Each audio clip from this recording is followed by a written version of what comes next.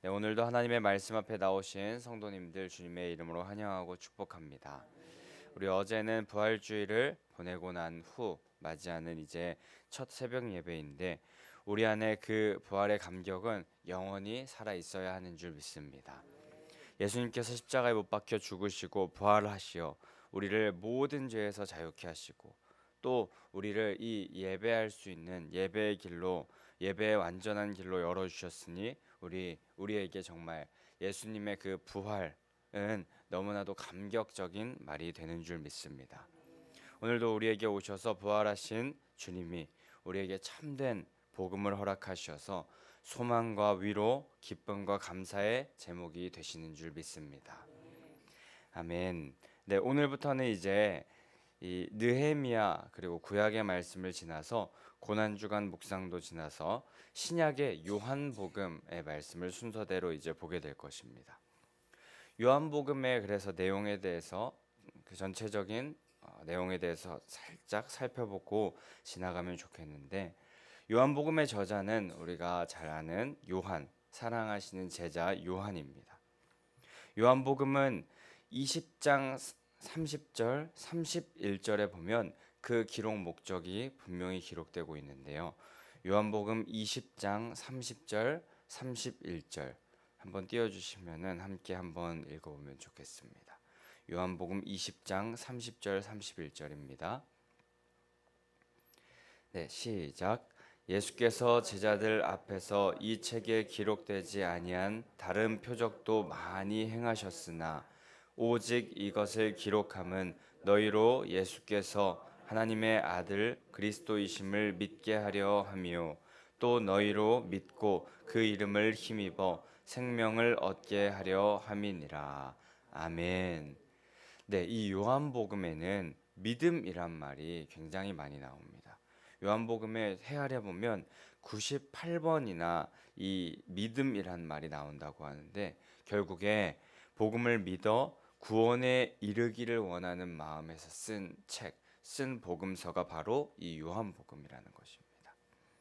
또 요한복음은 다른 복음서에 비하여서 구약의 말씀을 가장 많이 인용한 그런 복음서라고 하는데 그래서 구약의 의미를 신약 시대에 새롭게 해석하여 주는 그 의미를 깨닫게 하여 주고자 하는 책, 그 책이 바로 요한복음인 것입니다. 또한 이 요한복음은 예수님의 말씀, 또 로고스라고도 표현하는 그분이 하나님 되시며 또 그분이 창조주 되시고 성육신하신 이 땅에 오신 독생자 예수 그리스도라는 것을 분명히 말하면서 예수님에 대하여서도 여러 가지로 다양하게 표현해 주고 있습니다. 결국에 이 요한복음의 이 모든 내용을 기억해 보면 요한복음의 이 저술 의도는 분명한 것 같습니다. 하나님 대신 예수 그리스도를 우리가 믿어서 모두 구원에 이르기를 원하는 이 사도 요한의 의도가 분명히 드러나는 말씀이 바로 요한복음이라는 것입니다. 또 이 요한복음은 1장부터 12장까지 보게 되면 예수님의 표적이 7개 등장하고요. 13장부터 21장까지 최후의 만찬 그리고 예수님의 순환, 고난에 대한 내용 그리고 또 그 중간에 보게 되면 헬라어로 에고 에이미 나는 무엇이다 라고 하면서 예수님이 자신을 표현하는 7가지 내용이 등장합니다. 이렇게 예수님께서 행하신 표적 또 예수님의 여러 가지 사역 그리고 예수님께서 자신을 7가지로 설명해 주시는 말씀으로 예수님을 잘 알지 못하는 사람이 이 요한복음을 보게 되면 예수님께서 어떤 분이신지 알며 또 우리가 이 요한복음으로 예수님이 어떤 분이신지를 소개할 수 있는 책이라고 할 수 있겠습니다. 또한 영생에 이르는 길은 오직 믿음이라는 것을 알려주는 이 복음서는 초신자들에게 권면하면서 읽으라고 해도 참 좋은 성경인 것입니다. 그런데 우리가 이 요한복음서를 이제 4월 달부터 함께 묵상해 나갈 때에 우리 안에 이 요한복음에서 말하고자 하는 그 믿음이 더욱더 굳건해지기를 원하고 예수 그리스도로 말미암은 진정한 생명을 우리 안에 다시금 샘솟게 그리고 싹 틔우는 그런 시간 되기를 간절히 소망합니다. 네, 오늘의 본문을 이제 함께 보도록 하겠는데 1절 말씀 우리가 아주 잘 아는 본문입니다. 잘 아는 1절 말씀 다시 한번 읽어봤으면 좋겠는데요. 시작. 태초에 말씀이 계시니라. 이 말씀이 하나님과 함께 계셨으니 이 말씀은 곧 하나님이시라. 아멘. 네, 예수님을 말씀으로 표현하고 있습니다. 이 예수님을 말씀으로 표현하는 1절 말씀 너무나도 깊은 의미 그리고 다양한 내용을 담고 있는 말씀인데요. 태초에 예수님이 계셨고 또 그분은 하나님과 함께 계셨으며 또 그분은 하나님이시라고 말씀하십니다. 그런데 이것은 너무나도 복잡해 보이고 또 사람의 상식으로는 이거였다 저거였다 하는 것 같아서 상식으로는 이해가 되지 않는 것 같은 말씀입니다. 하지만 우리의 생각, 상식을 초월하시는 하나님의 역사로는 이 말씀이 가능한 줄 믿습니다. 하나님은 곧 예수님이시며 예수님은 태초에 하나님과 함께 계셨습니다. 이는 삼위일체 하나님의 속성 그리고 천지를 창조하신 창조주 하나님의 속성까지 나타내고 있으며 그 하나님이 예수님이심을 말합니다. 그리고 그 예수님은 이 땅에 우리를 위해서 오신 분입니다. 지존하신 창조주, 주권자 예수님께서 우리의 죄를 대속하기 위해서 구원하기 위해서 이 땅에 오셨다는 말씀입니다. 이는 지극한 사랑이 없이는 절대 불가능한 너무나도 크고 놀라운 사랑을 베푸신 분이라는 것을 우리에게 말씀하고 계시는 것입니다. 그런데 이 예수님께서 우리에게 너무 큰 사랑을 주시는 예수님께서 말씀이라고 하십니다. 또 그 말씀은 곧 하나님이시라라고 말씀하십니다. 그렇기 때문에 우리가 자주 이렇게 말하곤 합니다. 예수님 만나고 싶어요. 저를 만나주세요. 하고 기도하고 하나님 당신의 음성을 들려주세요. 하고 기도하곤 합니다. 또 주님 무엇을 해야 할까요? 주님 저에게 알려주세요. 그리고 어떤 일이 하나님의 방향인지 알려주세요. 또 기도하다 보면은 주님 왜 저의 기도에 응답하지 않으세요? 라고 말하는데 이 기도에 반은 맞고 반은 틀린 것입니다. 왜냐하면은 우리에게 이미 말씀으로 다가오신 예수님이시기에 그분을 만나려고 하고 그분과 대화하려고 하고 또 그분의 음성을 듣고 싶어 하고 그분의 기도에 응답을 듣고 싶어 한다면 우리는 말씀 앞으로 나아가면 되는 것입니다. 우리가 예수님의 음성을 듣는다라고 한다면은 뭔가 하얀 안개가 낀 어느 밤에 꿈인지 생신인지 구분이 되지 않는 그런 환경 가운데 뭔가 에코가 섞인 음성으로 찬홍아 내가 너와 너의 하나님이다 이렇게 해주시는 그런 음성이 하나님의 음성이다 라고 그렇게 생각이 들고 그렇게 뭔가 좀 그런 놀라운 그런 상황으로 우리를 인도하여 주시는 그런 음성으로 우리를 인도하여 주시는 그런 생각이 들 수 있지만 그렇지 않습니다. 간혹 하나님께서 이렇게 직접적으로 말씀하시는 경우도 있겠지만 대개 보통은 하나님께서 성경 말씀을 통해 우리를 만나 주십니다. 그렇게 우리는 말씀이신 그 하나님을 기억하며 매일 말씀 앞으로 나아가서 주님의 음성 듣기를 그분의 뜻을 헤아리기를 그분과 동행하기를 사모하는 소망하는 성도님들 되셔야 할 줄 믿습니다. 그분은 태초에 하나님과 함께 계셨고 만물이 모두 그로 말미암아 지은 바 되었다고 말씀하고 계십니다. 그렇습니다. 그분은 예수님이시고 곧 그분은 하나님이십니다. 우리를 위하여 이 땅에 오신 분은 바로 하나님이시며 그분은 이 땅을 창조하신 분이시고 우리를 만드시며 이 피조 세계 이 땅에 아주 관심이 많으신 분 그분이 바로 사랑의 주님이십니다. 그런데 4절에서는 그 안에 생명이 있었으니 이 생명은 사람들의 빛이니라 라고 그렇게 말씀하십니다. 예수님을 생명 그리고 빛, 이 두 가지 표현으로 그분의 본질을 밝히 드러내고 있는 말씀이 바로 오늘 본문의 말씀인데, 말씀이신 예수님 안에 생명이 있으며 그 생명은 죽거나 소멸하는 생명이 아니다. 완전한 절대 소멸이 없는 생명이다라고 말씀하고 계시는 겁니다. 요한복음 11장 25, 26절에 보면은 우리가 잘 아는 말씀이 있습니다. 예수께서 이르시되 나는 부활이요 생명이니 나를 믿는 자는 죽어도 살겠고 무릇 살아서 나를 믿는 자는 영원히 죽지 아니하리니 이것을 내가 믿느냐. 아멘. 이렇게 말씀하시면서 예수님의 생명에 대하여서 말씀하십니다.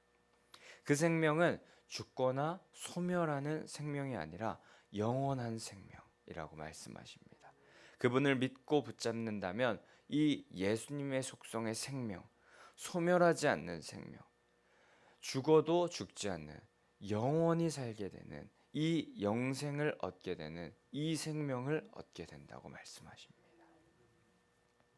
또한 예수님은 생명이시며 또 한 가지 속성으로 예수님을 설명하고 있는데 바로 빛이라고 말씀하십니다. 근데 빛은 5절 말씀에 보면 말씀과 같이 어둠을 정복하는 그런 속성을 갖고 있는 것이 바로 빛입니다. 우리가 어두컴컴한 방에 들어갔는데 그 방에 들어간다 할지라도 형광등 스위치만 딱 켜게 되면은 모든 어둠은 물러가지 않습니까? 그리고 엎드려서 우리가 침대 밑을 볼 때 너무 어두워서 침대 밑에 무언가를 잊어버렸다면 어떻게 찾아야 되지 생각이 들 때 그저 핸드폰 그 스위치만, 핸드폰 불빛만 비추면은 그 안에 무엇이 있는지 그 불빛으로 속속들이 볼 수 있지 않습니까? 빛이신 예수님은 세상을 이기셨고 어둠의 세력, 마귀 사단의 일을 멸하실 수 있으신 분입니다. 그분은 그리고 결국 십자가 위에서 다 어둠의 일을 모두 멸하시고 빛의 속성을 가지시고 모든 어둠을 물러가게 하신 분입니다. 어둠은 빛이신 예수 그리스도로 말미암아 완전히 그리고 단숨에 패배하고 정복당하였습니다. 빛이신 예수님 앞에서 어둠은 전혀 도무지 힘을 쓸 수가 없는 것입니다. 형광등 스위치만 누르게 되면 어둠은 단숨에 떠나듯이 예수님의 존재만으로 어둠은 단숨에 물러가는 줄 믿습니다. 그렇게 빛 대신 예수 그리스도 안에 있으면 우린 영원한 생명을 얻을 수 있고 제약된 세상 가운데서도 우리는 승리하며 이기며 살아갈 수 있게 되는 것입니다.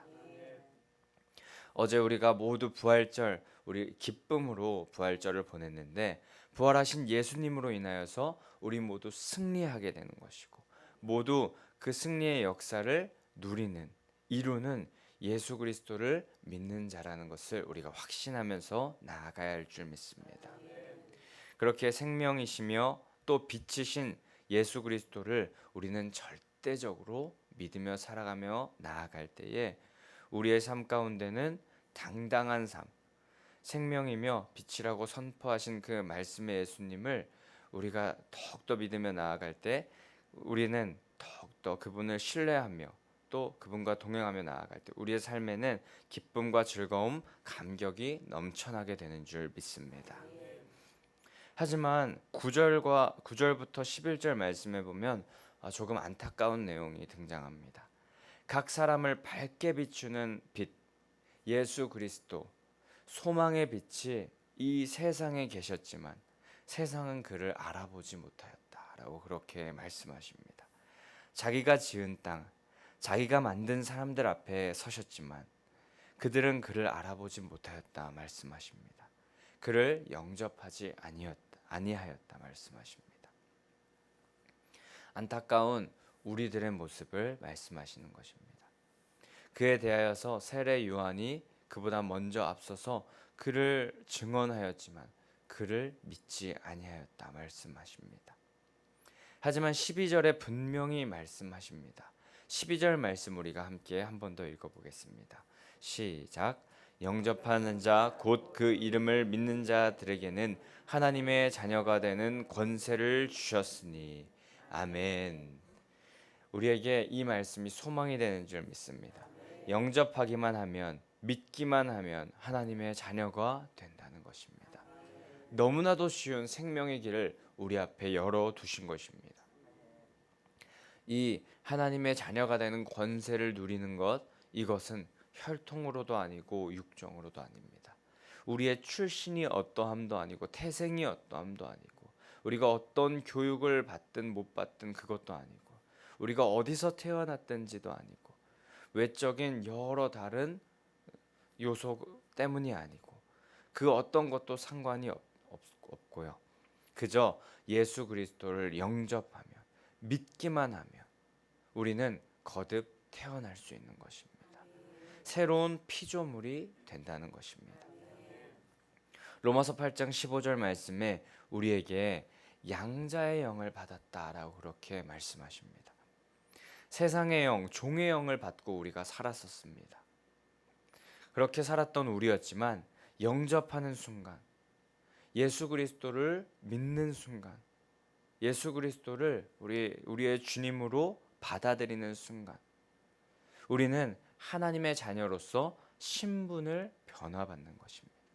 이전에 죄의 종노릇하며 살았지만 하나님의 자녀, 왕의 자녀로서의 신분이 우리의 삶 가운데, 우리의 인생 가운데 완전히 들어와서 완전히 새로운 인생을 살게 되는 것입니다.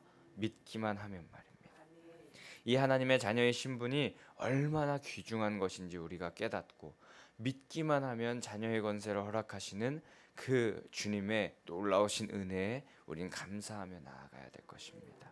그 자녀의 신분으로 우린 예수 그리스도의 생명과 빛 안으로 들어갈 수 있는 것입니다.